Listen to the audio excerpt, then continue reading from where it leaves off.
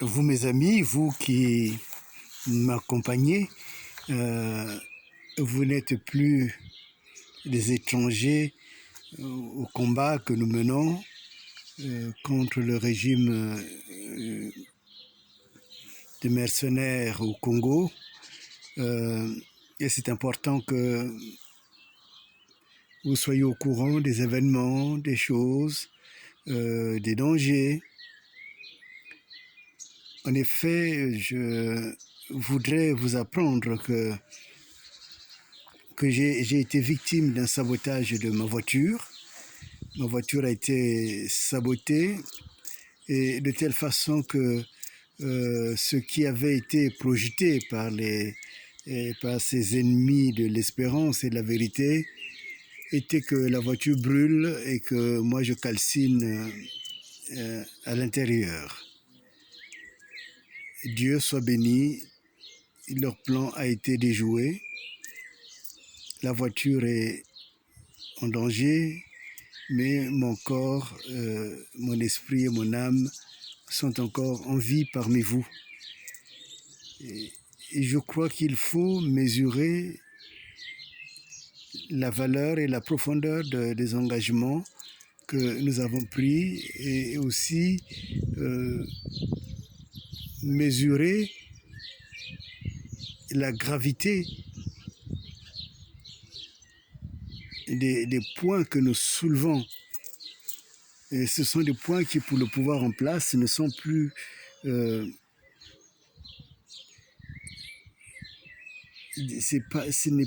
ne sont plus des propos comme ils ont l'habitude d'entendre, des propos uniquement pour plaire, pour attirer l'attention et peut-être aussi pour être récompensés de nuit. Ils savent que nous sommes dans la vérité.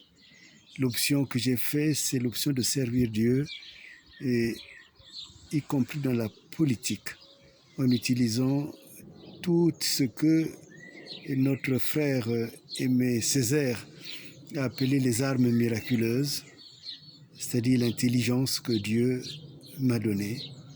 Je l'ai mis au service de cette cause congolaise. J'ai l'assurance que nous y arriverons. J'ai l'assurance que le camp ennemi est déstabilisé, totalement déstabilisé. Ils savent que c'est la première fois que l'on se lève devant eux. Et alors, comme ils ont tué Kolela, ils veulent me tuer. Mais mon Dieu est vraiment Dieu. Mon Dieu est tout-puissant. Il m'a alerté et même quand cela est arrivé, certes la voiture a été endommagée, mais je suis encore parmi vous. Et je pense que je serai, Dieu me maintiendra parmi vous jusqu'à ce que cette cause soit gagnée, jusqu'à ce que ce Congo soit libéré des mercenaires et jusqu'à ce que le plus jeune des enfants qui naissent au Congo, et particulièrement parmi les Laris, puisse grandir, vivre, vieillir sur sa terre congolaise. En tout cas, j'ai cette assurance,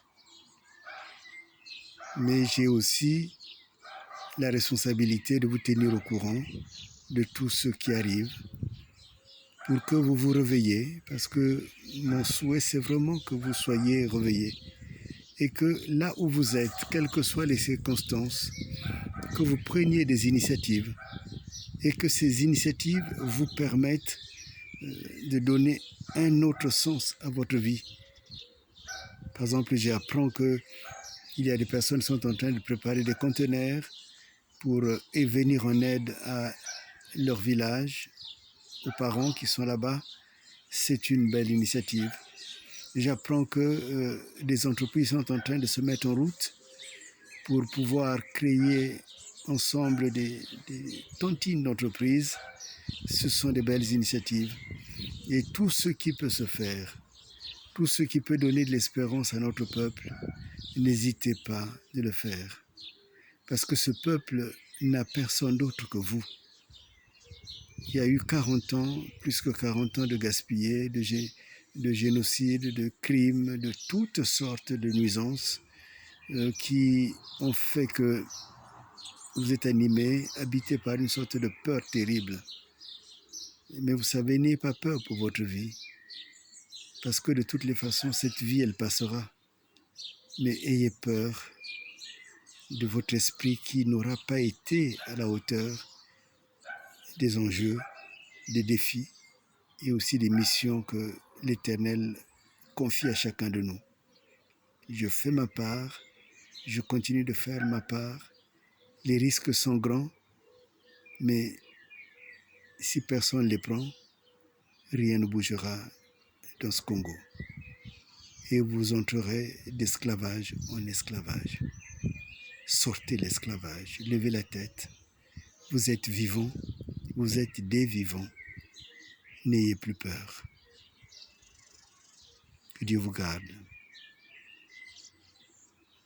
et que vous soyez forts.